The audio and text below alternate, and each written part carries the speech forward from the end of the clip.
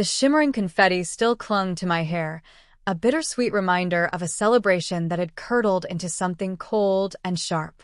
A promotion I had bled for, sacrificed weekends and evenings for, had been meticulously hijacked. It wasn't the loss of the spotlight that stung the most. It was the architect of the theft, the one person whose pride I craved above all others, my mother. Have you ever felt that invisible thread of expectation, the one that seems to tether you to a certain path, a path not entirely your own? If you believe that good intentions should be met with fairness, if you've ever yearned for recognition that felt truly earned, then perhaps you understand the knot in my stomach right now. This story, the unraveling of a night meant to be mine, is for you. If you resonate with the quiet battles fought for your own milestones, then take a moment. A simple click. A silent acknowledgement that you understand. Like this story, subscribe to hear more tales of life's unexpected turns, and let me know in the comments where you're listening from. Your support means the world. The restaurant buzzed with a manufactured cheer. My colleagues, bless their well-meaning hearts, offered enthusiastic congratulations, their words feeling distant, muffled by the growing roar in my ears. Across the room, under the soft glow of the fairy lights I had painstakingly chosen, my younger sister, Clara, was the radiant center of attention. My mother, her face beaming, hovered nearby, orchestrating the flow of well-wishers towards Clara like a seasoned conductor. It had started subtly, almost innocuously. A casual mention from Mom about Clara's recent small achievement at her pottery class. Then, a slightly longer anecdote during the initial toasts, drawing parallels between Clara's artistic dedication and my professional commitment. Each carefully placed word was a tiny pinprick, deflating the balloon of my celebratory joy. I had envisioned this night for weeks. A small gathering of my closest work friends and a few family members, a quiet acknowledgement of years of hard work culminating in this senior marketing manager position. I had chosen the cozy Italian trattoria, the menu filled with my favorite dishes. I had even splurged on a new dress, a vibrant emerald green that made me feel confident and seen. But as the evening progressed, the focus shifted, slowly but surely, away from my achievement and onto Clara. My mother, with a practiced ease that both infuriated and saddened me, steered every conversation towards Clara's burgeoning artistic talents, her upcoming pottery exhibition, the raw passion in her creations. My promotion became a mere footnote, a brief mention before the spotlight swung back to my sister. I tried to interject, to steer the conversation back to the project I had spearheaded, the late nights I had pulled, the sheer effort that had earned me this promotion. But my words seemed to evaporate in the air, lost in the effusive praise being heaped upon Clara. Even Dad, usually my staunch supporter, seemed caught in Mom's orbit, nodding along to her pronouncements about Clara's bright future. A wave of nausea washed over me. It wasn't just the feeling of being overlooked, it was the deliberate nature of it, the subtle yet unmistakable message that my achievement was somehow less significant, less worthy of celebration. It was a familiar pattern, one that stretched back through years of birthdays, school graduations, even small victories. Clara, the younger, the more sensitive one, always seemed to require and receive the lion's share of attention. I excused myself, needing a moment of air, a brief escape from the suffocating atmosphere of my own hijacked party. I found myself in the dimly lit hallway, the scent of garlic and oregano thick in the air. Leaning against the cool wall, I closed my eyes, trying to regain some semblance of composure. Was I being selfish? Was I overreacting? Perhaps. But beneath the surface of my professional success lay a deep-seated yearning for simple recognition, a desire to feel truly seen and appreciated by my own family, especially my mother.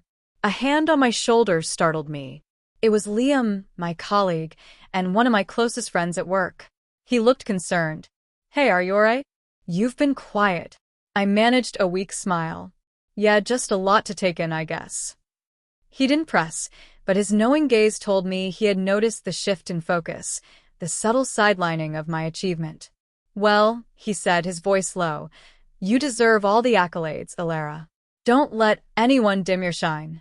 His simple words, devoid of any familial obligation, resonated deeply. They were a balm to my bruised ego, a reminder that my hard work had not gone unnoticed by everyone. Taking a deep breath, I straightened my dress. I couldn't let this night be completely overshadowed. I had earned this. I deserved to celebrate it.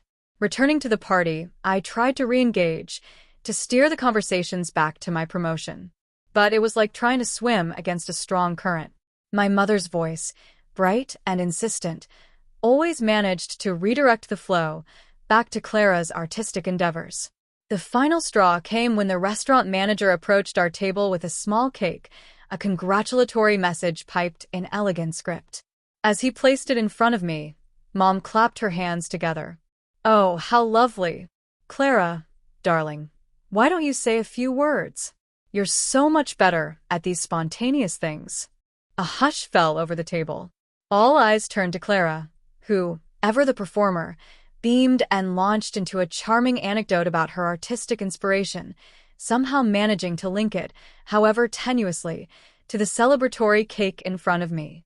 The injustice of it all, the blatant disregard for my achievement, finally snapped something within me. The years of feeling second best, of having my accomplishments subtly diminished, coalesced into a burning resentment.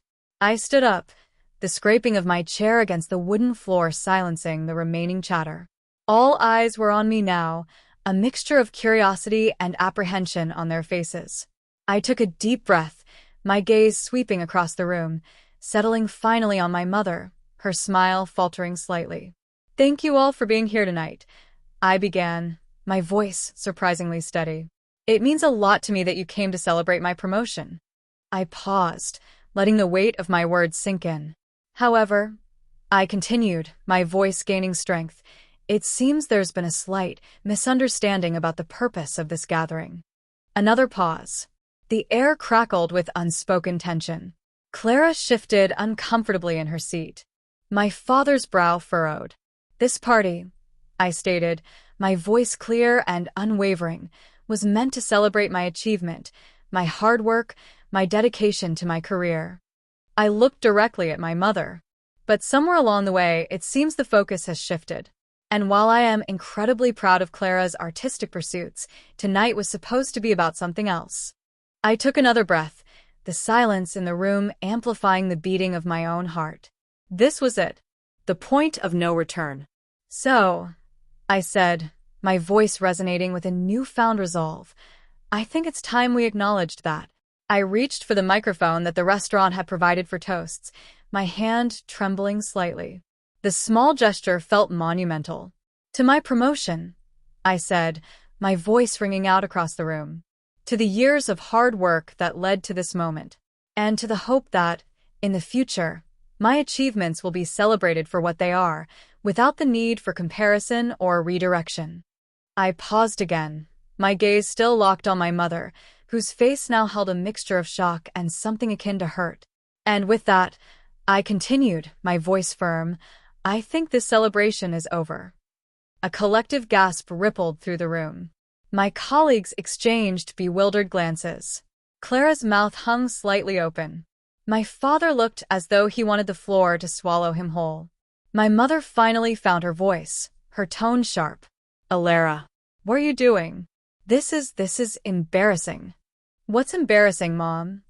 I retorted, my voice trembling slightly but holding firm, "is the constant need to diminish my accomplishments in favor of Clara's. Tonight was my night. And you couldn't even let me have that." Without waiting for response, I placed the microphone back on its stand. The silence in the room was thick enough to cut with a knife. I looked at Liam, who gave me a small, supportive nod.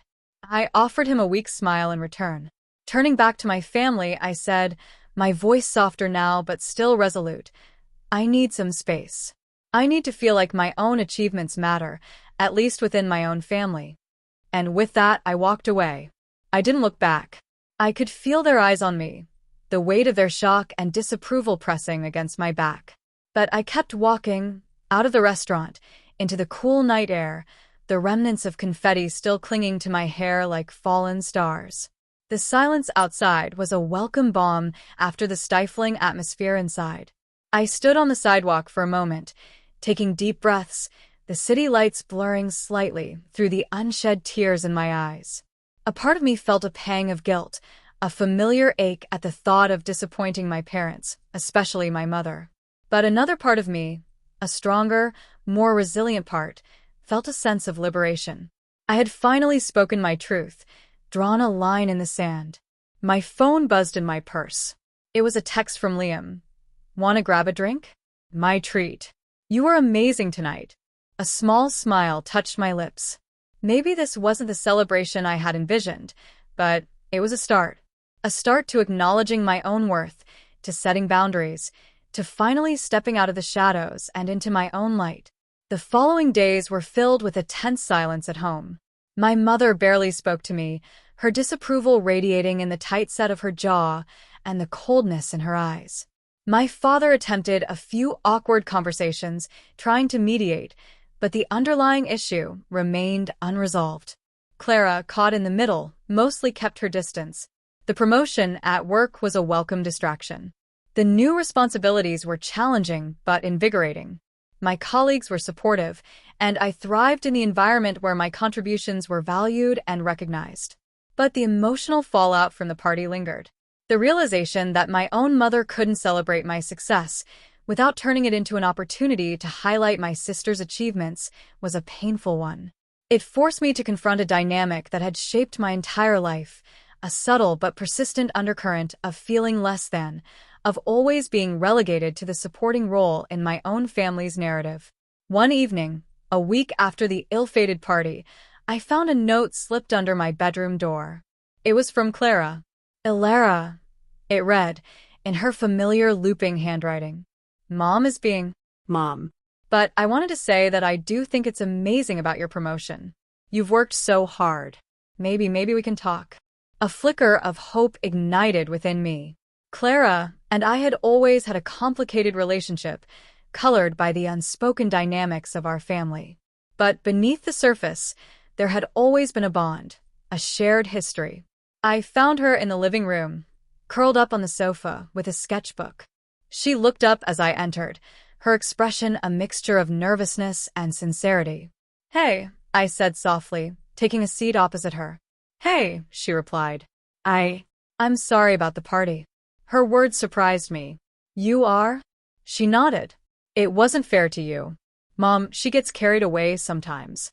She means well, I think, but she doesn't always see how it affects you." Her acknowledgement, however belated, was a crack in the wall of resentment I had built up. It wasn't an excuse for my mother's behavior, but it was a start. We talked for a long time that evening. About the pressures of being the younger sibling, the expectations placed upon her artistic talents, the unspoken rivalry that had sometimes simmered between us. It wasn't a magical resolution, but it was a step towards understanding, towards seeing each other not just as sisters defined by our mother's preferences, but as individuals with our own dreams and insecurities. My mother, however, remained distant. Days turned into weeks, and the silence between us stretched, thick and uncomfortable. I knew I couldn't let it continue indefinitely. One Saturday morning, I found her in the garden, tending to her roses. I took a deep breath and walked toward her. "Mom," I began, my voice calm but firm, "we need to talk."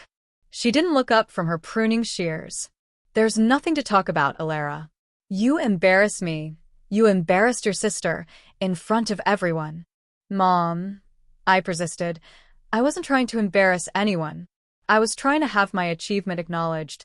For once, I wanted the focus to be on me, without it being somehow redirected."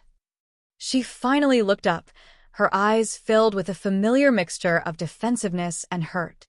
"But Clara's exhibition is so important. She's worked so hard. And I haven't?" I asked, the hurt in my voice evident. "Haven't I worked hard for this promotion? Haven't I sacrificed time and energy?" "Of course you have," she said, her tone softening slightly. "But Clara, she needs more encouragement. She's more sensitive." There it was. The underlying justification for a lifetime of feeling secondary. Clara's sensitivity always seemed to trump my own feelings, my own need for recognition. "Mom," I said, trying to keep my voice steady, "I understand that you love Clara, but it often feels like my achievements are somehow less important to you. Like I don't need the same kind of support or celebration." Tears welled up in her eyes. "That's not true, Ilara. I'm proud of you, both of you." But her words felt hollow, contradicted by years of actions. "Then show it, Mom," I pleaded. "Show me that you're proud of me, not just in comparison to Clara, but for who I am and what I've accomplished." The conversation didn't magically erase years of ingrained behavior, but it was a start. A difficult, tearful start to a conversation that needed to happen. I laid my feelings bare, the years of unspoken resentment finally finding voice. My mother, for the first time, seemed to truly hear me. She didn't offer excuses or justifications. She simply listened, her eyes filled with a dawning understanding. The path to healing wasn't immediate or easy. There were more conversations, more tears, more moments of uncomfortable honesty. But slowly, tentatively, the dynamic began to shift. My mother started asking about my work, genuinely interested in the details. She offered praise without immediately pivoting to Clara's latest artistic endeavor. It wasn't a complete transformation, but it was progress. A small, fragile bud of change pushing through the hard soil of years of ingrained patterns. Clara and I also grew closer. Stripped of the unspoken competition fostered by our mother's favoritism, we began to see each other as allies, as two individuals navigating the complexities of family and life. The memory of my promotion party still held a sting, a reminder of the pain of feeling overlooked. But it also marked a turning point, the moment I finally found my voice and demanded to be seen. It wasn't the celebration I had envisioned, but it ultimately led to a more profound and meaningful shift within my family, a shift towards a more balanced and equitable dynamic. And for that, I realized it was a night I would never forget.